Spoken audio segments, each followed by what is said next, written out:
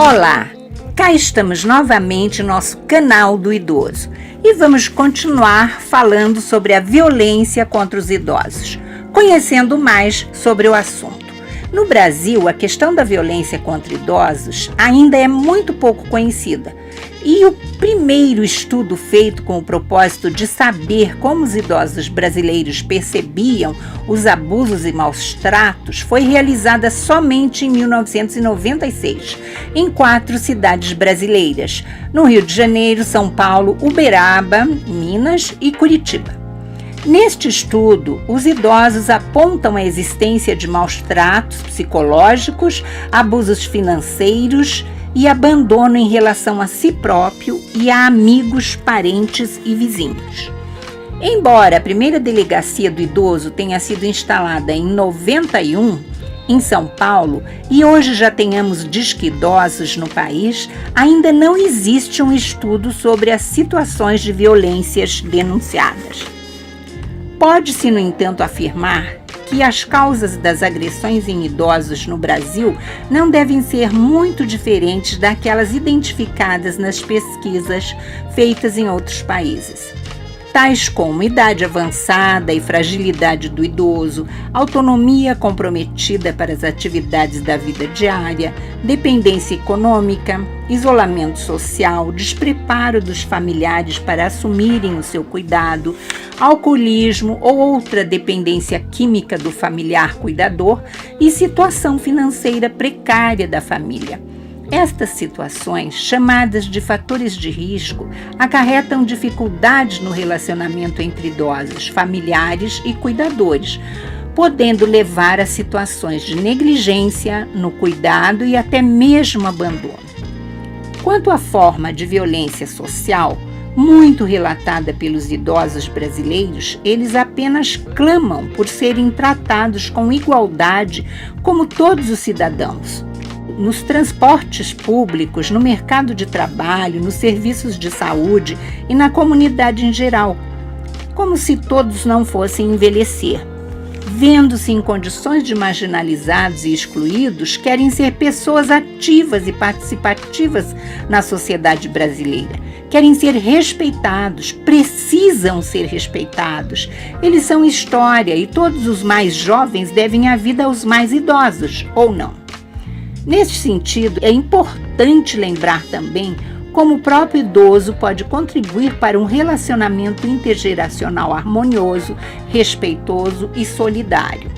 A participação em programas de lazer que ofereçam atividades que os interessem de fato, não impondo qualquer situação, mas procurando trabalhar situações que os interesse, que seja prazerosa, propiciando a necessária reflexão sobre convivência respeitosa, apesar das diferenças de hábitos e valores. Um outro aspecto importantíssimo a se considerar é a falta de programas de educação para o envelhecimento voltados a crianças e adolescentes que poderiam ser desenvolvidos junto a escolas de ensino fundamental e médio.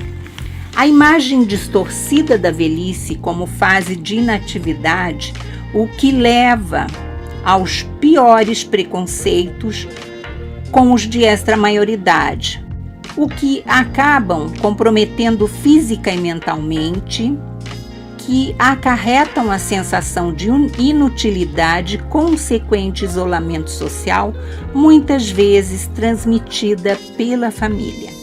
Vale a pena lembrar a importância que os meios de comunicação e a literatura infanto-juvenil podem ter na formulação de uma nova imagem da pessoa idosa.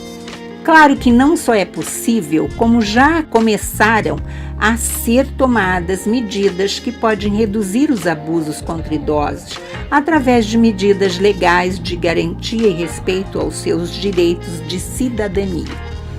Em 1994, após longos anos de cobranças de instituições da sociedade civil, o governo federal promulgou a Lei Federal nº 8.842/94, que dispõe sobre a Política Nacional do Idoso, que foi regulamentada apenas em 1996.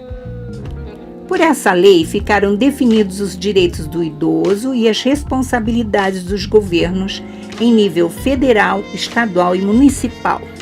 No seu atendimento, foi ressaltada nessa lei a responsabilidade da família e da sociedade no cumprimento da legislação. Lamentavelmente, embora tendo sido aprovada e regulamentada, poucas mudanças foram efetivamente promovidas. Ao contrário, por exemplo, com a autorização do transporte coletivo urbano gratuito para idosos, estes passaram a ser vítimas de abusos por parte dos motoristas de ônibus e mesmo de passageiros mais jovens. Isso nos mostra que, sem um trabalho educativo de divulgação, discussão e interpretação, uma lei não chega a mudar comportamentos. Pois é, a mudança de comportamentos com os idosos precisa partir deles mesmos, buscando conhecer os seus direitos, não tendo medo de reivindicá-los, de lutar por sua inclusão na vida, na sociedade, consequente longevidade, vivendo a vida na vida. Portanto, meus queridos, vamos juntos pela vida, vivos, saudáveis e felizes em nossa longa vida.